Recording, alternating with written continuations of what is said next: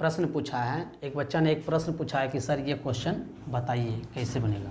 ठीक है, क्वेश्चन को पहले हम समझा देते हैं, उसके बाद बताते हैं। ठीक है, बोल रहा है ए तथा बी की वर्तमान आयु का अनुपात, ए तथा बी की वर्तमान आयु का अनुपात है 4:5 है। ठीक है, बोल रहा है 5 वर्ष बाद उसका अनुपात हो जाता है 5/6। पहले इतना था, 5 वर्ष बाद इतना हो जाता है, हो जाएगा। तो ए की वर्तमान आयु कितनी होगी, है ना।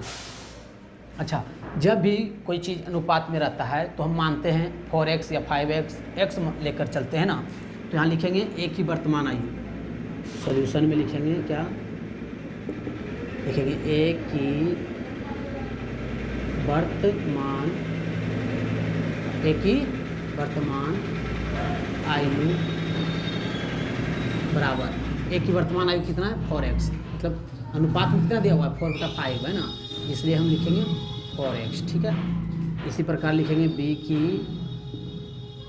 वर्तमान आयु, बी की वर्तमान आयु लिखा हुआ है। ठीक है, आप ध्यान दीजिएगा, आयु है ना, बी की वर्तमान आयु 5x। अब 5x 4x क्यों माने हैं, क्योंकि अनुपात में दिया हुआ है 4:5, इसलिए मान लेंगे 4x और 5x, एक अनुपात 4x और बी का 5x। बोल रहा है 5 वर्ष बाद, है ना, यही इसी का अनुपात 5 वर्ष बाद कितना हो जाएगा, है ना। तो पहले हम लिखेंगे 5 वर्ष बाद, 5 वर्ष बाद ए की 5 वर्ष बाद ए की आयु, है ना, ए की आयु। अच्छा, 5 वर्ष बाद ए की आयु कितना हो जाएगा, 5 वर्ष बाद, है ना। 5 में 4x में 5 को क्या करेंगे, ऐड कर देंगे, तब 5 वर्ष बाद आ जाएगा, है ना। 4x + 5, ये हो गया कितना वर्ष, है ना, 5 वर्ष बाद। ठीक है, 5 वर्ष बाद ए की आयु, ठीक है, 5 वर्ष बाद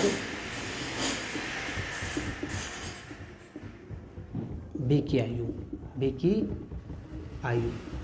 अच्छा बी की आयु कितना था 5x में 5 ऐड कर देंगे तो 5 वर्ष बाद का आयु निकल जाएगा, है ना। चलिए ठीक है, यहाँ तक तो सभी को समझ में आया होगा, है ना। क्या बोल रहा था ये, 5 वर्ष बाद यह अनुपात 5:6 हो जाता है, मतलब 5 वर्ष बाद इसका अनुपात इतना आया है, इसका इतना आया, अनुपात नहीं आया, आयु आया है। ठीक है, अच्छा 5 वर्ष बाद, है ना, 5 वर्ष बाद कितना हो जाएगा, तो अनुपात में हम लिख देते हैं। 5 वर्ष बाद कितना निकला है 4x/5, और इसका अभी का आयु कितना निकला है 5 वर्ष बाद 5x + 5। ठीक है, 5x + 5। अच्छा, 5 वर्ष बाद दोनों का अनुपात कितना हो जाता है 5:6, दोनों का अनुपात भी लिख दिए, और 5/6 हो जाता है। ठीक है, अब कुछ नहीं करना है, क्रॉस मल्टीप्लिकेशन कर देंगे। ठीक है, ये क्रॉस वाला, ठीक है। चलिए क्रॉस मल्टीप्लिकेशन हम करते हैं, ध्यान से देखिएगा। ठीक है, इसको इससे गुना करते हैं। ठीक है, 6 चौक 24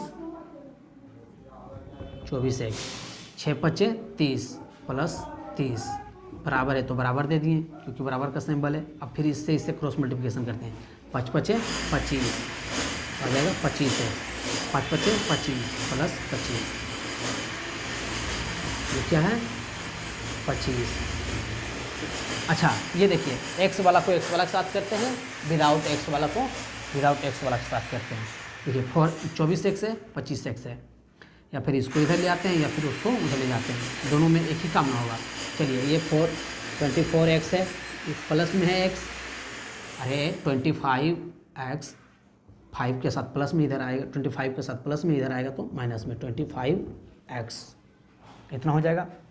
अब देखिए ये 25 तो अपना जगह पे है 25, अगर 24x के साथ ये 30 प्लस में है, इसका 2 को उस तरफ जाएगा तो माइनस में।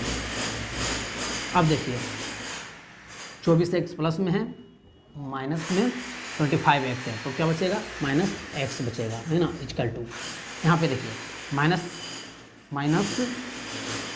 -30 में है और प्लस में 25 है, मतलब मेरे पास 25 है और मैं कर्जे में -30 है, तो कितना बचेगा माइनस 25 5 30 -5 है ना, -5। अच्छा ये माइनस और माइनस खत्म हो गया, x बराबर आ गया 5। ठीक है, x बराबर अगर 5 निकल गया है, x का वैल्यू अगर 5 निकल गया है, अगर x का वैल्यू 5 निकल गया है तो क्या पूछ रहा है, तो a की वर्तमान आयु कितनी है। तो a की वर्तमान आयु हम कितनी माने थे, a की वर्तमान आयु माने थे 4x। a की वर्तमान आयु कितनी माने थे 4x। तो लिखेंगे a की वर्तमान आयु बराबर कितना लिखे थे 4x। अच्छा 4x का वैल्यू कितना आया 5, 4 गुना 5, अगर 5 चौक 20 तो 20 वर्ष। ए की वर्तमान आयु कितना हो गया 20 वर्ष। ये हो गया मेरा क्वेश्चन का आंसर। अगर बी की भी वर्तमान आयु पूछता तो 5 गुना 5 करते 5 5 25 वर्ष, लेकिन ए की वर्तमान आयु पूछा है। क्या पूछा है, ए की वर्तमान आयु। तो इतना करने के बाद मेरा क्वेश्चन का आंसर सही हो जाएगा, इसका आंसर हो जाएगा 20 वर्ष। आई होप सभी लोग को समझ में आया होगा। अगर समझ में आया है तो वीडियो को लाइक करिए, शेयर करिए। धन्यवाद।